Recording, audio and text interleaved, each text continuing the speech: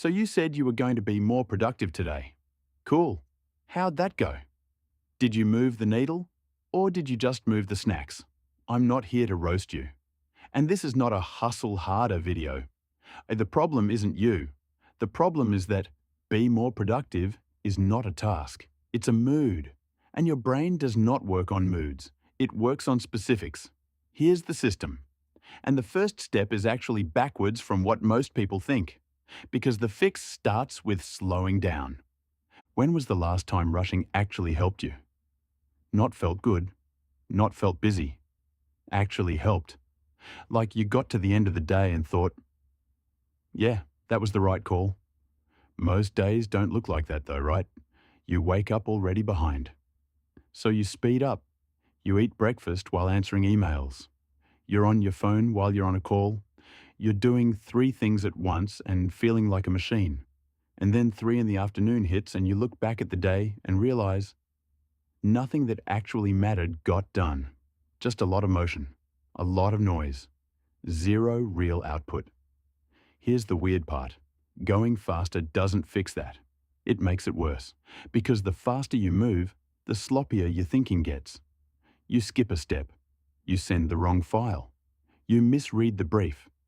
And now, you're not just doing the work, you're redoing it. And redoing something always takes longer than doing it right the first time. So you didn't save time, you spent more of it.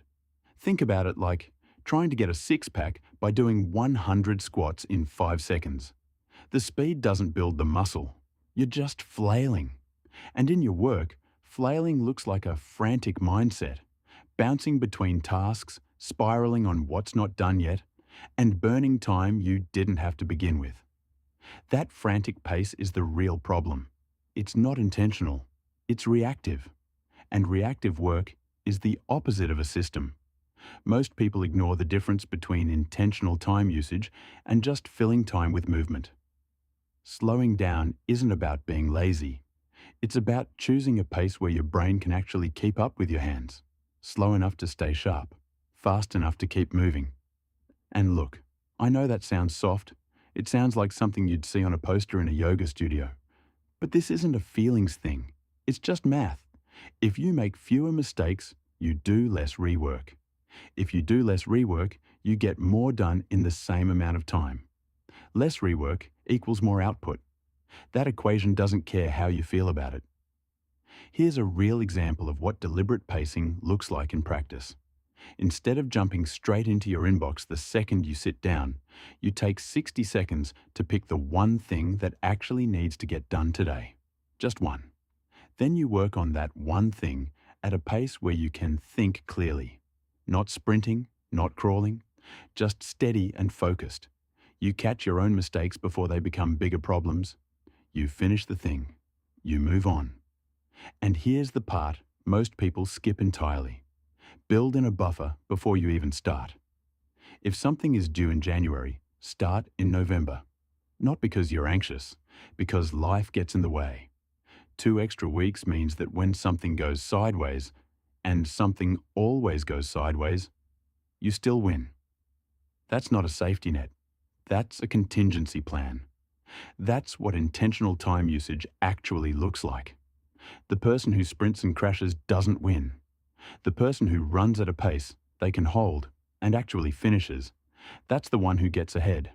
Now, even with the right pace and a buffer built in, most people still fall apart. Not because they're moving too fast anymore, but because what they're pointed at is too vague to actually hit. How many times have you written "work on the business" on your to-do list and then done absolutely nothing? Not got distracted, not ran out of time, just nothing. You sat down, stared at it, and somehow ended up reorganizing your desk instead. Here's why that keeps happening. Big goals feel really good to write down. Build my brand. Get in shape. Grow my income. They sound serious. They sound like something a person who has their life together would say. But your brain has no idea what to do with them. None. It reads, "build my brand," and just kind of freezes, because work on the business is not a task. It's a category. And when your brain sees a category instead of a clear action, it stalls. That's not you being lazy. That's just how the brain works. It needs a finish line it can actually see, something it can cross. Without that, it doesn't start. So you sit down with the best intentions. You're going to work on the business today. You open your laptop, and then your phone buzzes, so you check that. Then you need coffee. Then you're fixing something on your desk. It's like wanting fried chicken but having no idea where the shop is, except the shop is actually in the next town over. You end up wandering around, burning time, going nowhere. Not because you're weak, because your brain is looking for something specific to grab onto and it's not finding it. So it grabs onto anything else that feels like progress. This is called task paralysis. And it hits hardest with big, vague goals. The bigger and vaguer the goal, the more likely you are to do nothing at all. The fix is almost embarrassingly simple. Instead of work on the business, you write 100 words by 12. That's it. 100 words by 12. Done. Now your brain has a finish line. It knows what winning looks like. And that one shift changes everything because your brain actually wants to win. It just needs to know what winning is. Give it a clear target and it stops stalling and starts moving. Same goes for any kind of work. Finalize the presentation outlined by 3 is a target. Work on the presentation is not. Here's what else happens when you set a specific target. Every time you hit it, your brain gets a small shot of dopamine. That's your brain registering a win. It feels good. And that feeling pushes you to go again.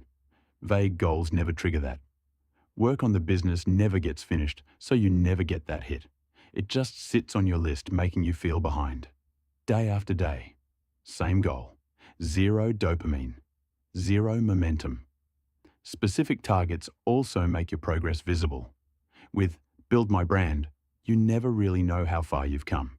But with Write 100 words by 12, you either did it or you didn't. That's clean. That's trackable. So here's the system. You take your big vague goal and break it into the smallest possible action that still moves things forward. Writing an essay? First target is finalizing the outline. Second is writing the draft. Third is the revision. Each one is specific. Each one has a finish line. Each one gets done. Stack enough of those targets back to back, and you've got a full day that actually builds on itself. And once you've got the right targets, the next question is how long you should actually work on each one before your focus starts working against you. 4 hours of grinding sounds impressive.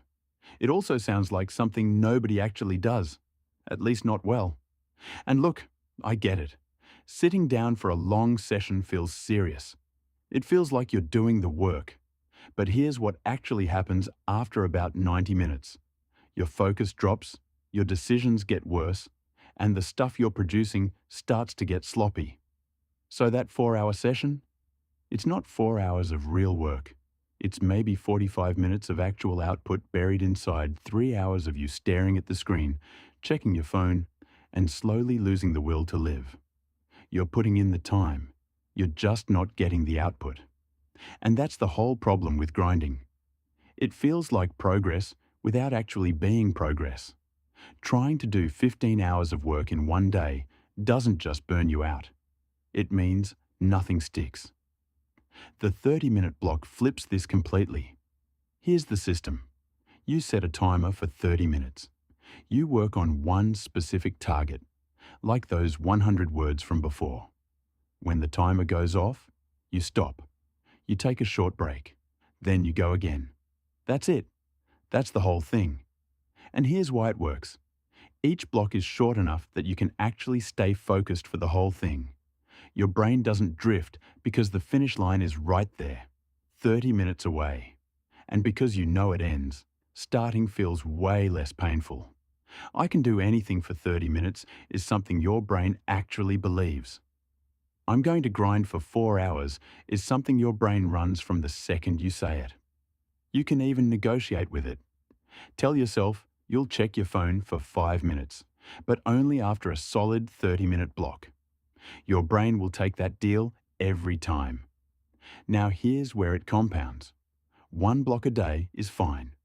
2 is better. 3 starts to add up fast. You're not cramming everything into one brutal session. You're stacking small, clean wins across the day. And those wins build on each other because of how your brain actually stores information, through something called spatial repetition and active recall. Spacing your work out across short, focused sessions means the material sticks longer.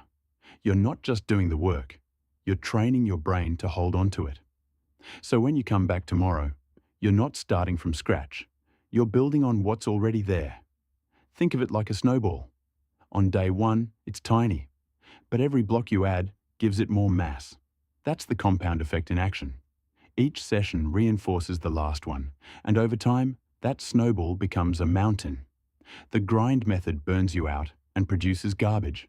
The block method keeps you sharp and keeps the work clean. This also fits into a real life. You don't need a 4-hour open window to make this work. You can do a block in the morning before anything else starts. 1 during lunch, 1 before dinner. 3 30-minute windows is all it takes. And those windows exist in almost every day if you actually look for them. Your commute, your lunch break, the 30 minutes before you usually start scrolling at night. That time is already there. You're just not using it on purpose yet. The key is consistency. 1 focused block every day beats 1 massive session once a week, every single time. Because the daily blocks keep the work fresh in your head. You don't have to relearn where you left off. You just pick up and go. That's real momentum. Not the fake kind you feel after a 4-hour session that leaves you too drained to do anything the next day. So here's the breakdown. Short blocks match how your brain actually focuses. They're easy to start, easy to finish, and easy to stack. String enough of them together and your output will blow past anything a long, unfocused grind could produce, without the crash at the end. The system works, but only if you actually give it the chance to. Most people try the system for 1 day. It feels weird, and they decide it doesn't work. So they drop it and go back to their old way of doing things. Sound familiar? Yeah, we've all done it. Here's the thing though. Most people ditch a new system inside 48 hours. Not because the system is broken, because they expected to feel the results on day 1. And when that doesn't happen, they assume something's wrong. So they quit. And then they're back to square one, wondering why nothing ever sticks. But think about what you're actually asking here. Your old habits have been running for years. They're worn in. They feel automatic because they are automatic. Your brain built those grooves over a long time. The new system has been running for 1 day. Of course it feels slow. Of course it feels clunky. That's not a sign it's broken. That's just what early looks like. The first few days of any new system feel off because your brain is still running the old pattern. It keeps reaching for the phone. It keeps pushing back against the timer. You sit down for your 30-minute block and your brain acts like you just asked it to do something insane. That's normal. That's the adjustment phase. It's not failure. It's just friction. And friction is temporary. If task paralysis hits and you genuinely can't start, try body doubling. Put on a study with me video on YouTube or sit somewhere another person is working. Just having someone else in the room, even on a screen, gives your brain enough accountability to stop stalling and start moving. Another thing that helps is switching up your environment. If you've been staring at the same desk for 2 hours and nothing's coming, move. Go to a cafe. Go to a library. Go anywhere that isn't where you just were.